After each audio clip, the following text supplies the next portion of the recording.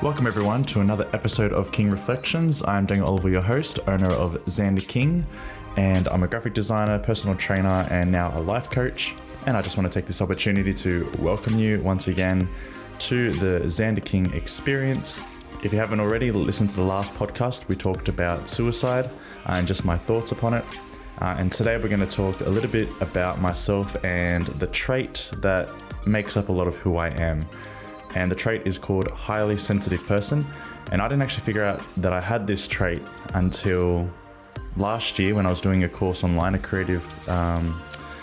course was on domestica.com. And the course that I was doing was called something along the lines like organization for creatives or time management for creatives or something like that. But before she went into the whole, here's some pointers of what you can do to, help organize your life, she actually explained a little bit of how the creative mind worked. And she's like, you might be, just check out, sorry, I'll try that again. She mentioned a few books to read. And one of them was Highly Sensitive Person by Elaine Aron, PhD, doctorate, etc. And I was very intrigued by that because she was saying a lot of characteristics about how I behave or how I think or how my brain sort of overloads itself. And as you can see by now, with even my speech, my words are all muddled up and my sentences don't really flow. And it's mainly because there's so much information going through my brain of how I could say this, how I want to say it, that it doesn't come out and I trip over my words and it sounds pretty disgusting. But you'll get used to that.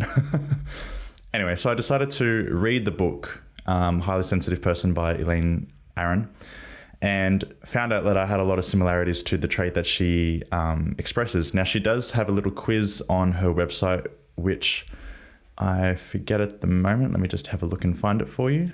Yeah, so if you go to hsperson.com, so that's H for Harry, S for Spider, and then person.com, it takes you to the Highly Sensitive Person website. And then if you look in one of the menus, there's actually one called self-tests. So yeah, if you look at the self-tests heading and then click on Are You Highly Sensitive? It gives you about 20 to 30 checks, and then it has a scoring at the bottom, and she says, if you answered more than 14 of the questions as true of yourself, you are probably a highly sensitive person. And then she goes on to say, but no psychological test is so accurate that an individual should base his or her life on it. We psychologists try to develop good questions, then decide on the cutoff based on the average response. If fewer questions are true of you, but extremely true, that might also justify calling you highly sensitive. So if you score less than 14, you still might be a highly sensitive person. If you find those specific ones that you've chosen very extreme. And then she goes on to say, also, although there are as many men as women who are highly sensitive, when taking the test, highly sensitive men answer slightly fewer items as true than do highly sensitive women. And she goes on to say there's about 20% of the population that have this highly sensitive personal trait. So this past last year, after reading the book and doing this quiz and really seeking out what it really all means, it clears up a lot of stuff about myself and why I guess I struggle in some areas of my life. A lot of areas in my life. So it was a good clarification of where to point me in the right direction of what I need to really pay attention to and what I can improve on in my own personal experience with having this trait. So I wrote down some notes previously, and this was ages ago that I wrote this because I wanted to do this episode a long time ago, and I've written probably a good 2 pages roughly, and it's all scattered. And that's one thing about this trait is how my mind works. A lot of people mistake it for apparently ADHD, and now I might have ADHD. I haven't actually had a test or anything like that, but a lot of she does say in the book that people with this trait do get mistaken for having or being diagnosed with ADHD when they actually don't have ADHD. They've actually just got this trait. So but it will be interesting to see if I do an ADHD test and they're like, no, you do have ADHD. And they're like, oh, okay. But I mean, it doesn't define who I am. None of these traits do. It's just a part of who I am and how I interact with the world and how my brain sort of functions. So the main thing I find with my trait is the main behavioral symptom, you could call it, or characteristic, would be over arousal. I get over aroused quite easily. And that's not just with physical sensations such as hearing, sight, touch, etc. It can also be, I call spiritual or emotional and mental as well. So for example, certain frequencies in noises, so when loud trucks or loud sirens pass by my car, or even motorbikes, anything where the frequency obviously goes a bit too loud, it does hurt my ears more than most people. Most people just, like if they're sitting next to me in the car and a siren goes past, I have the windows down though. I like having the windows down. That's probably another thing I can explain later. With the windows up, I can't have them up. But when the windows are down, obviously sirens go past, I have to actually block at least one of my ears to stop it from piercing my ears a lot. Whereas everyone else that's in my passenger seat, that doesn't seem to bother them at all. And they're going, aren't you bothered by how loud that is? Or when a motorbike passes by and I have to block my ears and try and turn my back on the noise because it just hurts my ears so much. And no one else seems to be excessively fazed by it. They just stare at the person as if like, that's a bit loud. And I'm there going, this really like does hurt and drive me insane. Like a lot. Back to the windows up thing. I have to have, in a sense, fresh air. When the windows are up and I'm driving, and if there's not aircon, it has to be the one where the air passes through from the outside. I feel like the air goes stale, and I feel like I'm starting to choke pretty much. Not choke, but like you can't really breathe properly, and you're going, I need fresh air, or I need air flowing through.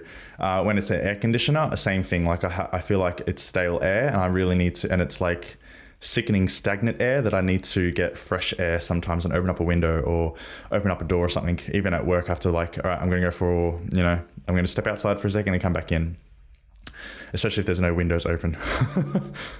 Another thing is when certain tastes, or even when I start feeling sick, like I in a sense know my body where I feel even the slightest change when I'm paying attention. Obviously, if I'm distracted by something that's really grabbing my attention or really distracting me, like a movie or something like that, then I won't be able to pay attention to my body that much. But if I turn my attention to my body, I can really feel the changes if I'm starting to get sick, or if the temperature is changing, or, like I said before, the air is irritating my body, or if I've eaten something and it's starting to irritate my stomach, etc. Or even if, like I said with my housemates, like I can feel when they're there doing certain things, or I can feel their emotional change or energy change. And sometimes people will say, oh, this is all because you learnt their behaviors. In a sense, yes, I have learnt how they walk, how they breathe, all that stuff. So I can, when it changes, sometimes I'm not even consciously paying attention to it. I just know that something's different. And then when I go, okay, what's the signs that my body's picking up that something has changed? It's their breathing, the way they're chewing, the way they're, tapping their fingers, or if they're relaxed, the way they're slouching. Like you can tell, even when I'm not physically like looking at them, observing them, I can still feel their energy change. So there's a lot of things that obviously, and with this trait that I've found, or within myself, even if I don't have this trait, have a label to it, I'm just describing things about myself, so you can understand me more, or understand how my brain works, and why probably I don't get a lot done excessively, or why I don't focus on one thing at a time. I do get overstimulated, where my brain goes, all right, you need to do so much now. There's all this you got to do, and then I get stuck. And you'll see me if you sometimes catch me.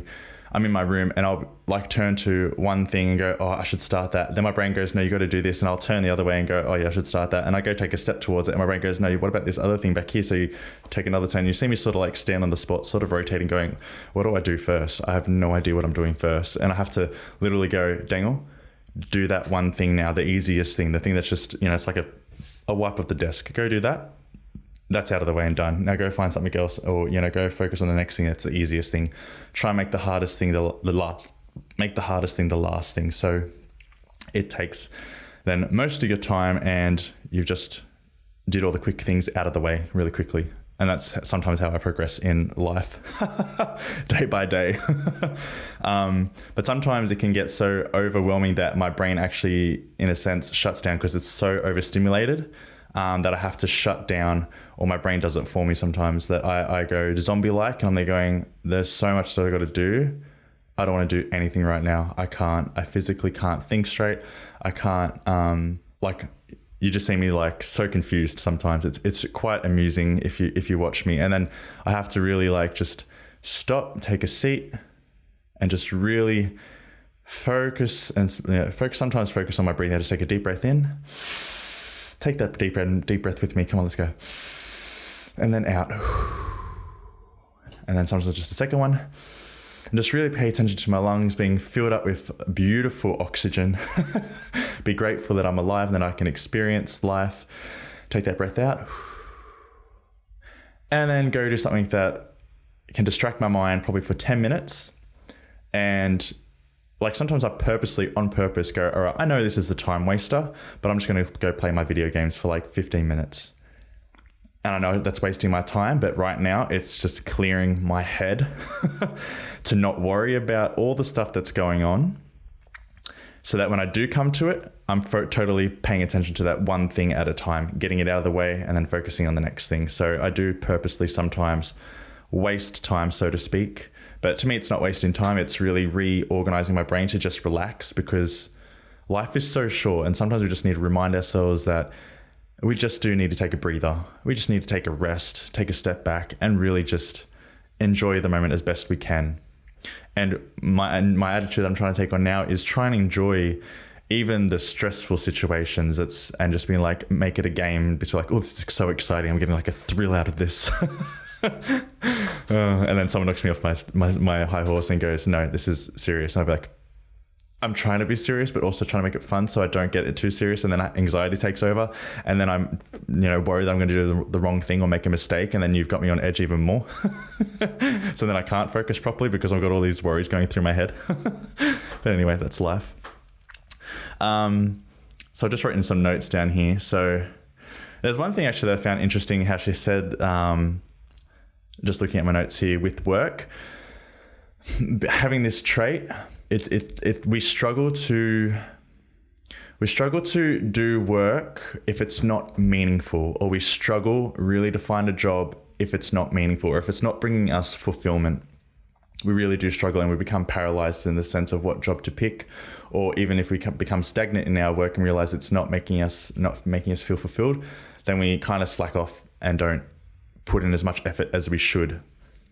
Because I have this mentality of, if I'm going to do work, I want it to be fulfilling and actually rewarding, not just for myself, but for people that are actually consuming my work. My mind doesn't go to, it's bringing you financial security.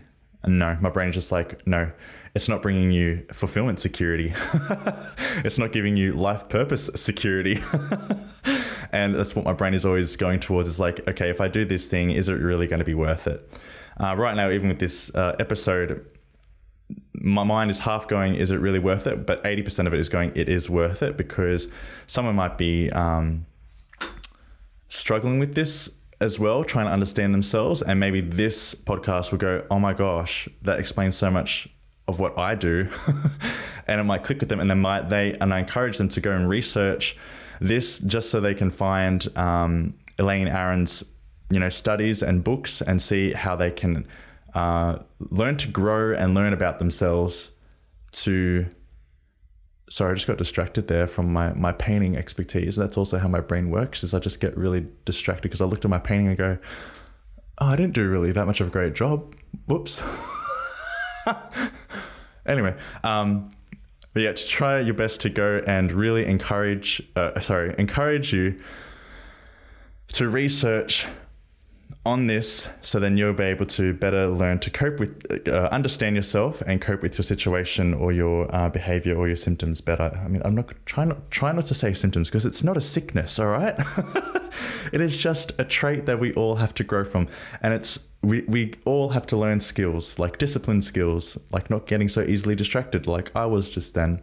But you've just got to learn how your brain works, because everyone's brain obviously works differently and it functions, vastly different from someone else. And that's the beauty of the human experience, that we're all different, that we all have, amazing abilities, amazing talents, and we can't all be, the same.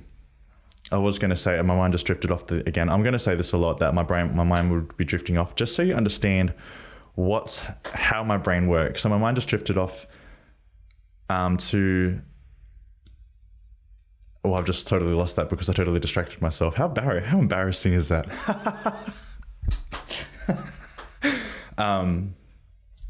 Nope, that trail of thought has completely gone. I just waited there for like 3 minutes trying to think of what I was going to say, and now it's just completely gone. So next thing. So I talked about sensitivity to noise. One thing apparently is we're highly empathetic people. Because we are paying attention to, that we are paying attention to everyone around us and feeling their energy. Not so much looking at their, some people might, but I don't excessively. I look at a person's body posture, or I feel the energy of the room by looking around and seeing what the energy is. Is it are people portraying a lot of high anxiety? Are they feeling relaxed? Are they feeling stiff? Is it rigid? Is it happy? Is it laughing? What kind of energy they bring in. I always look at their body language, and I try and find the people that or I seek out people that might be feeling a bit out of place, just so that I don't feel so out of place myself. And I'm like, okay, good. It's not just me. But I'm also looking at, all right, how am I going to interact with this environment? And how am I going to make most people feel comfortable around me? And how am I going to portray or project myself to people? And obviously it's going to be different to every person. I always like to say sometimes, even as a teenager, I'm like a chameleon or a shapeshifter. I will adapt to your personality, specifically or personally, just so I don't try and make you feel excessively uncomfortable. I like to make you feel fit in, or make you feel welcome, or make you feel safe around me, and that I'm not a threat, and that I'm just the next average guy trying to do his best living this life. So I will, in a sense, do like a really quick half a second, or 7 seconds, as they say, with first impressions.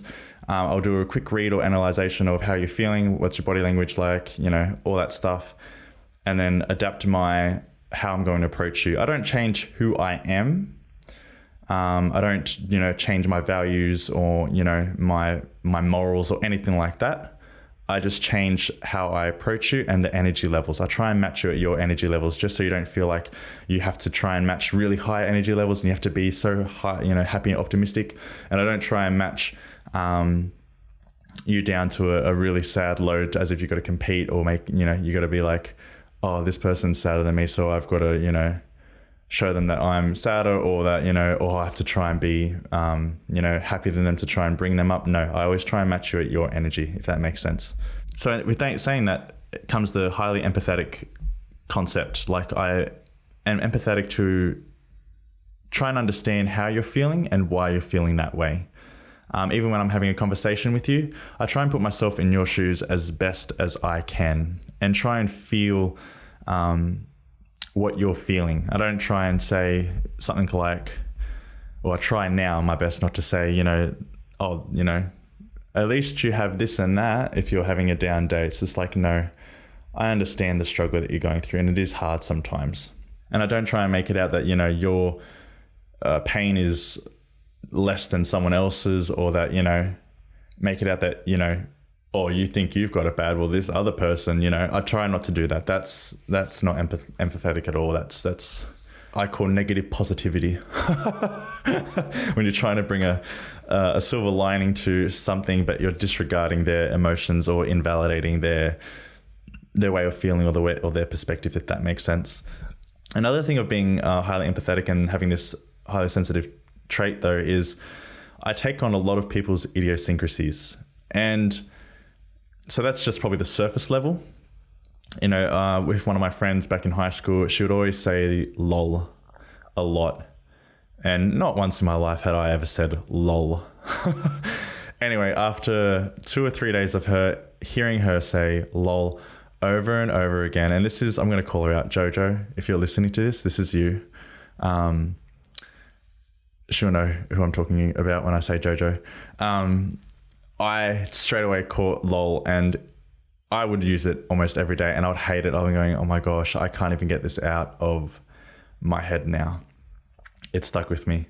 Even how someone laughs, I catch on their laugh, or how they say things like moist. One of my friends who's not my friend anymore, he would always say moist. So I caught that on, and I still use it, and I'm not going to lie, I do appreciate the word because it does make people highly uncomfortable, but I don't make it highly uncomfortable to the point where it's humorous. It's not, I'm not doing it out of malicious content or malicious intent is probably the better word. Malicious intention. I do it because just to bring a bit of laugh to people, because they're like, oh, I just can't stand that word. And just the way I bring it into context, or bring it into the topic, they're just like, that doesn't even make sense. So it's just a bit of humor, a bit of comic relief in our lives. You know, everyone's always so serious most of the time, and we're all suffering. So it's just like, we've got to bring some humor back. We really do. But sometimes I can catch people's emotions without them actually, sometimes not even being in the room. Like with my housemate, because I've probably been, or some couple of my, I've got 2 housemates. One of them, like I always say to him, is he can't keep his aura quiet. Well, the other one can. And this one that can't keep his aura quiet, and I don't know the full story behind his upbringing, but it probably would have to do something with that, is that I can feel his emotions and his energy, even if he's not in the room, or when he's explaining something and he'll express a little bit of anger or whatever emotion, I'll catch that and make it as if it's my own. And subconsciously, I do this. Like I don't do this consciously. I don't intentionally go, all right, I'm going to make your emotion my emotion. No, it just comes as a subconscious thing. And then I have to stop myself and go, wait, why am I getting so emotionally hyped up about this? This isn't even mine. Like I don't normally get frustrated with this certain topic or this certain situation, and then have to step back and then go, okay, who was I just around, and what was the emotion they were portraying or projecting just then? And the hard thing is that I get overstimulated and overloaded. My brain gets overloaded in a sense, or I'm oversensitive when there's a lot of people in a room, because I'm picking up so many different emotions, different perspectives and stuff like that, and different energies, that my brain goes all muddled, and I'm there going, who am I? What am I doing? Where am I going? Who am I going to talk to? Where do I sit? Sometimes you'll just find me just leave. And I just figured this out last year when I was researching on this, is why so many times I just go quiet, and I just go find a spot that's quiet, or sit in the corner of the room and just observe. And I can't interact into the conversations, because I'm paying attention to every conversation. I'm paying attention to everyone's energy, consciously or subconsciously. Either way, I actually go and I actually find myself going to a specific, like a spot in the room where it's quiet, and I just sit with myself, or I sit with the other people that are also just wanting some peace and quiet. And even when at church, I am the one to sneak out after church is done and everyone's sort of socializing. I quietly sneak out and don't interact with a lot of people, because it's too much for me mentally to take on so many conversations and so many people, especially if there's kids running around and they're squealing, and I'm there going, I'm like paying attention. Are they safe? Are they okay? Are they running? You know, is everything okay? Is the furniture in place where they're not going to trip over or anything, you know? Or even people, if they're walking around, or even if they're standing, it's like who's in who, you know, who's having a conversation with who, paying attention. Like it's so much that my brain's just like, nope, just leave. Find somewhere quiet to sit and not think about it, because it's overloading your brain way too much. You're paying it way too much attention. Even when I'm having a conversation with someone in front of me, my mind will still be paying attention to the background. You know, who's behind me, who's around me, what are they doing? What's the energy levels like? Is there a threat anywhere? I'm constantly thinking that. My mind is thinking that, is there a threat anywhere? Is there something? Is there a tsunami going to hit? Like, recently that we've just been had a tsunami warning, and it's just like, okay, now I've got to worry about that. Okay. Oh gosh. Is somebody going to walk into the room with a knife or it's always the bad things. Our brains always go for obviously the bad things, and that's a natural thing. We always try and seek out the threat so we can lower the risk quickly and effectively of anyone getting injured, especially ourselves. But yeah, that's just how my brain functions sometimes, most of the time. I'm not going to say sometimes, most of the time. How embarrassing. Okay, I've talked for half an hour. That's a lot. Okay, I'm not even halfway through. How embarrassing is this? Oh, goodness gracious. Okay. So back to the highly empathetic thing, it's actually made me become an agreeable person, and I want to help out everyone, and I don't want to say no to anyone. And I find it very hard to set boundaries because I know what it's like to feel like no one's there for me, or no one's reliable, or no one's loyal, if that makes sense. So I try my best to be loyal, reliable, to say yes, to always be the person who puts up the hand first and says, yeah, I'm happy to help out. Or I just go and help. Like, I find it very hard to say no. And the sad thing about that is that I hold a lot of resentment sometimes towards people when they ask me to do things, and you can tell they don't really want to know for an answer. But when I say yes, I say it resentfully, and I just hold that resentment. So I've learned to say no, sorry. Like, I've got to, and I don't even have to explain myself, but in my mind, I'm then going, I have to really take care of myself and my energy levels. If I say yes to a lot of things, and I've just spent my whole day doing things for everyone and didn't take time to, spend with myself or really do something that recharges my batteries, then I'm going to be the next day really, really unhappy, really unhappy. It's like you're not getting enough sleep. If you don't get enough sleep, you're not going to function effectively the next day. And that's like me. If I don't take some time for myself to really help me grow, even if it's just cleaning, like, I feel like the next day I don't function as effectively. Along with that lines, if I have like a really big social day, and starts from the morning, let's say 10 a.m. all the way up to 8 p.m. or 6 p.m. If I have that big social day where I'm just socializing that whole time, the next day I call it an emotional or mental hangover. I actually can't think straight or think properly, and I have to take the day to sleep sometimes, most of the day to sleep, or veg out and do something that's completely mundane, like playing video games. I can't read properly. I can't listen to educational YouTube videos or anything like that, or educational podcasts. I have to literally zone out, sometimes doing absolutely nothing. It's that, in a sense, that bad, where if I'm having that much of an emotional or mental hangover, where the day before I was overstimulated with so much going in, so much coming in, the next day I just veg out, and I will catch myself sometimes even just staring blankly ahead, and all the thoughts are going through my head and I'm thinking, but I'm actually not even doing anything. I'm just sitting there, just looking into the distance. And then I'll catch myself going, oh, I have a vacuum in my hands and it's going. I'm like, oh, maybe I should just continue vacuuming, get the job done. And now there are some dark sides to this trait as well. And it comes along the lines of the empathetic state as well. But because it's highly sensitive, and if we feel like someone's not really giving enough respect to us or being considerate of us, or we find them, well, for me personally, if I find them too selfish, to protect my energy, because I know I'm very sensitive, I have to really limit myself with that person, how much time I spend with them, how much energy I spend with them, especially during the day, throughout the week, etc.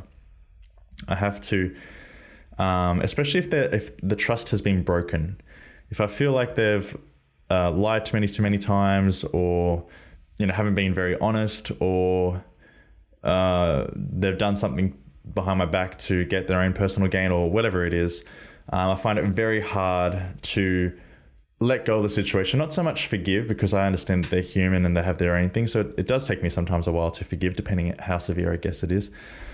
But I do start then to limit how much time I spend with that person, how much I tell them, how much conversation I go in with them, because then I start protecting myself in a sense. It's like I don't want to give them too much of or open up too much to them, or spend too much time with them, and then I start to feel drained if I do. Draining of my mental energy, my emotional energy, and then the resentment circle, or the cycle, sorry. And then the next day again, I'll have an emotional or a mental hangover, and it's not pretty for me. It's not productive.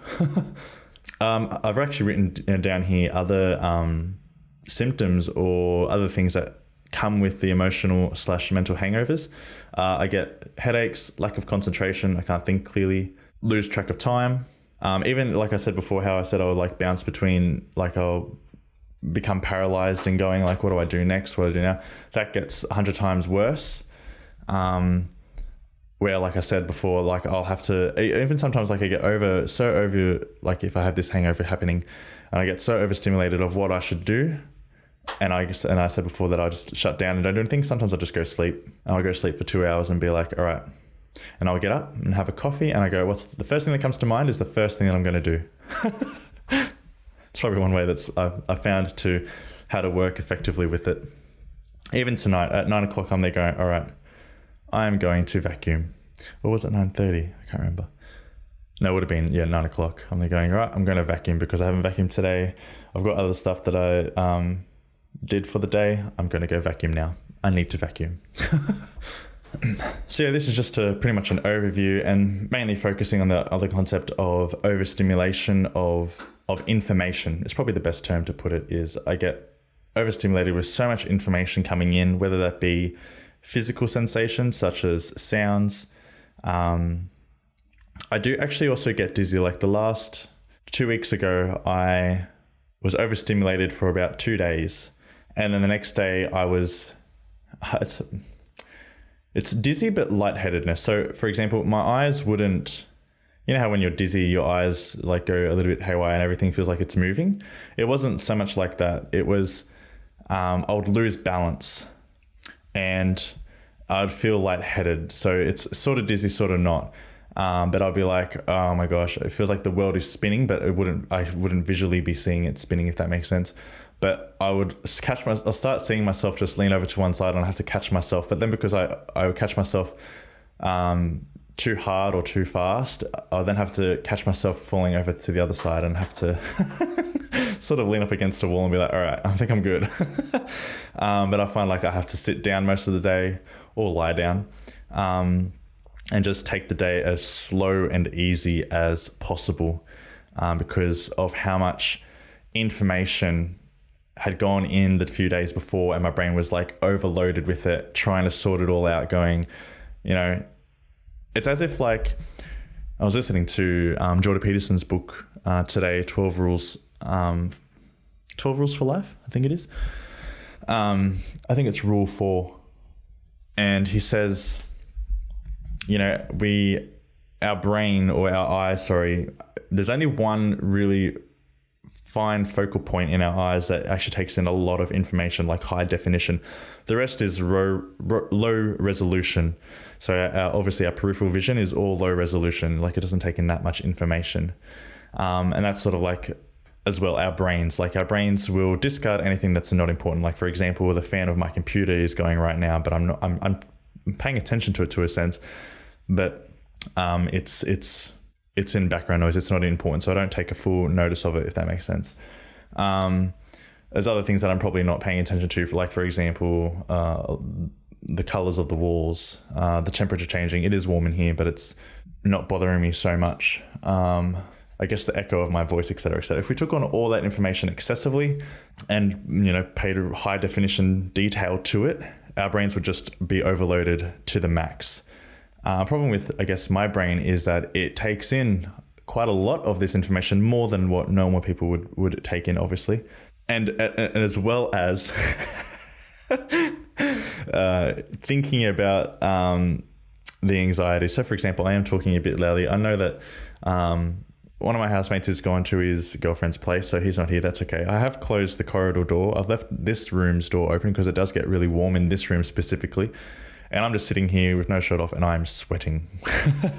But the corridor is sort of closed. It doesn't close properly, just so I could block out or, stop being loud for my other housemates who are actually down literally on the other side of the house, like on the very far end of this house. So I'm being considerate and being mindful. So that information is how loud I'm speaking, for example, where I'm facing, for example, and right now I'm sort of facing the door when I'm trying to face away from the door so that where my voice sound waves are flowing, they're not in that direction of the door. They want to be away from the door.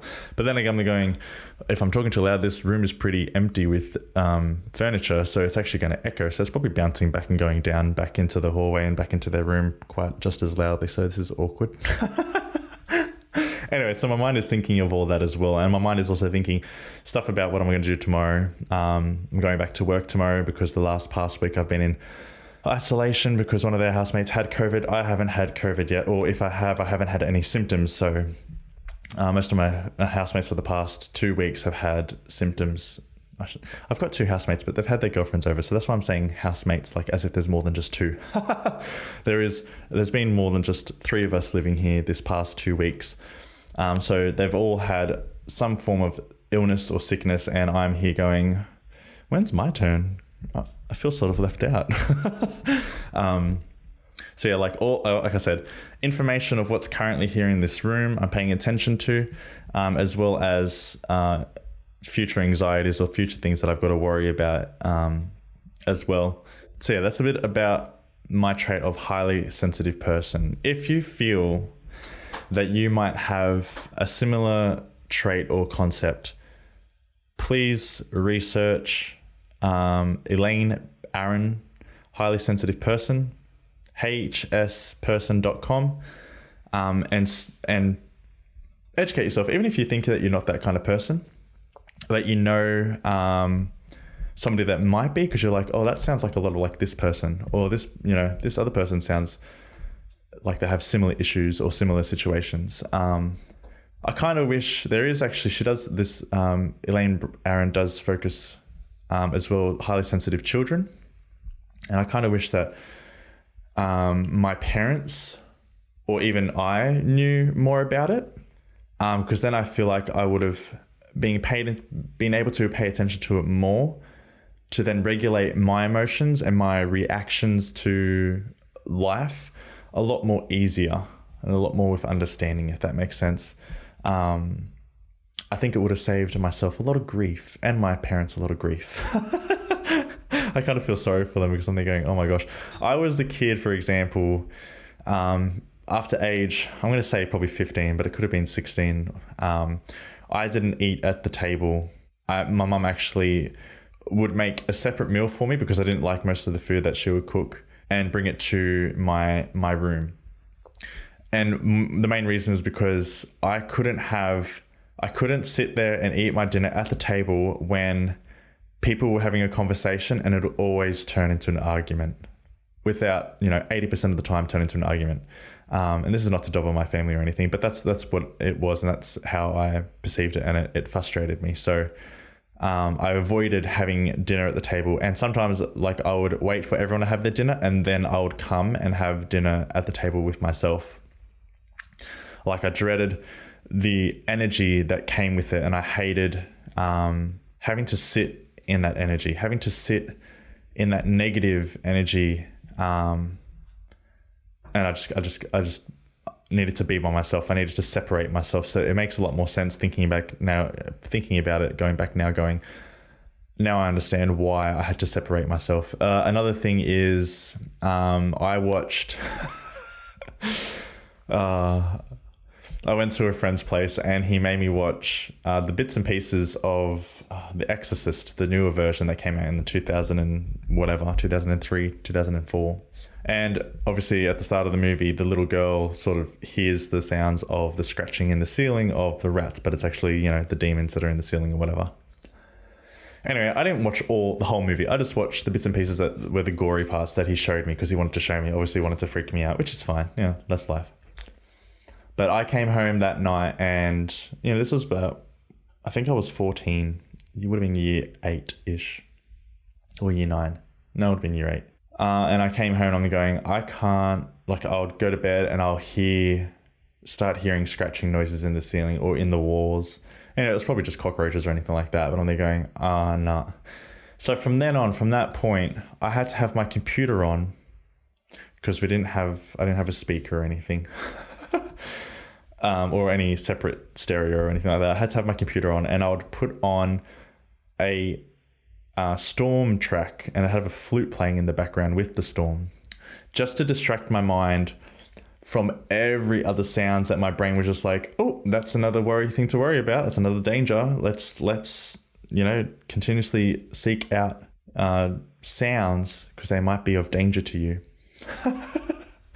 And to this day, without fail, I have to have something, actually right now, it's a thunderstorm playing through my Google screen thingy, Google Home thingy.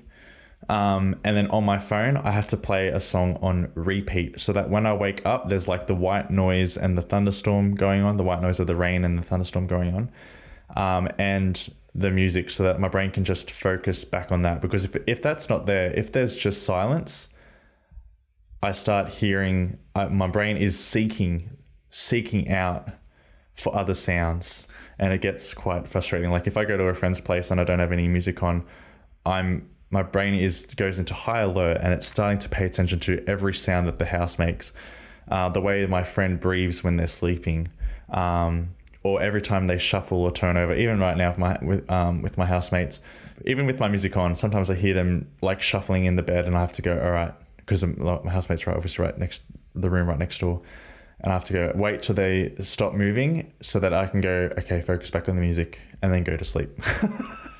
My brain's so messed up. It's so sad. Whereas other people is probably just like, yeah, no, I just fall asleep to the drop of a hat. I'm like, no. The minute I go to sleep, I think it's also in the sense, the minute that my brain goes, okay, you're vulnerable, let's now pay attention to everything. And I'm there going, oh, why? Why everything? Why now? I'm trying to fall asleep. Please just let me fall asleep. And then it's just like, okay, we've heard every single sound that there is. They're all normal. They're all always there. That scratching in the wall, that's normally there because that cockroach there, it's all the cockroaches that are there, blah, blah, blah. Or termites. They're not termites, are they? Because then you'll constantly hear it, but it's not. Or the dog barking or whatever. And then after that, it's like, okay, now what are you going to do tomorrow? What's the first thing you're going to do? I'm thinking, are you serious? We've already been through this. We've already had this discussion. I'm going to get up and brush my teeth like I always do. Okay? And they're like, no. What's going to happen after that? Well, I'm going to, get my stuff ready, have breakfast, like I normally do. No, yeah, but what about after, like when you get to work, like what are you going to say if they bring up this certain topic? Oh, can I think about that in the morning when I'm having my breakfast and when I'm brushing my teeth? Not right now when I have to fall asleep. So my brain just likes to go, you know what, you're in a vulnerable state now. Let's just think about everything, or, the little things or the things that are on topic or that could go wrong in a sense the next day. And I have to figure out in my head, okay, what are the answers to these really quickly, just to calm my brain down and give it the peace of mind, so to speak, just so that I can fall asleep. Anyway, and that might not even have to relate to highly sensitive person, but because a lot of people probably relate to that with their high anxiety. And I actually encourage it. If you have high anxiety, look out for this trait, because it might give you some light on what you're going through or what you're experiencing. Especially if you realize that when you look back and you go, actually, that was me as a kid. And the other thing as well that this girl says, like I said before, when I go quiet, people with HSP, with this trait, highly sensitive person trait, they get mistaken for being a shy person because they're quiet. But the reason why we're quiet is because we actually observe. We look and observe the patterns of people, their energy levels, who is safe to talk to, who is not safe to be around, who is, the obnoxious, egotistical person to stay away from. Well, that's my thing anyway. And who's the more quiet, humbling person that I can talk to? Who's not getting... My thing is, I'm drawn towards people that are not getting as much attention, because if I go to a person that's getting like a lot of attention from a lot of people, I know my brain will start being overloaded with information, and a lot of information from that circle of what's going on. Whereas if I go to the quiet person, because I'm also empathetic, I'll catch their energy level and be quiet and calm as well, and that will keep me calm. And then eventually, after observing the person that's getting a lot of attention and finding out who they are by just, you know, watching them and watching the people around them and listening to other people talk about these people, then I've had that, then have enough information to then go, okay, I know how I can approach them without having to compromise myself and my integrity and my energy levels, because I know a little bit about what they're like. Okay, that's close to an hour. I think that's enough talk from me tonight. This is actually, a Sunday night. It's now 10:30. It's enough about me. If you listen to this whole thing, congratulations. Good job. I am so proud of you. Hopefully you enjoyed that. Anyway, if you haven't already, follow me on Instagram, xndrking, and also Facebook. I do have a YouTube channel out now. I haven't put up the first video. Hopefully I will very soon. Go check that out. It is the exact same, xndrking. And let me know what you think with this episode, with my YouTube, with my Instagram. And I do go live now on Instagram on Wednesday nights with my Bible education. I go through a chapter of one of the books in the Bible each Wednesday. And also Saturdays is wins and losses night at 8 p.m. or I try and do 8 p.m. every Saturday. And we just go over the wins and losses throughout the week and set new goals for the next week. So feel free to watch that on Instagram. Anyway, I hope you have a wonderful day or night, whatever you're going to do. And king up.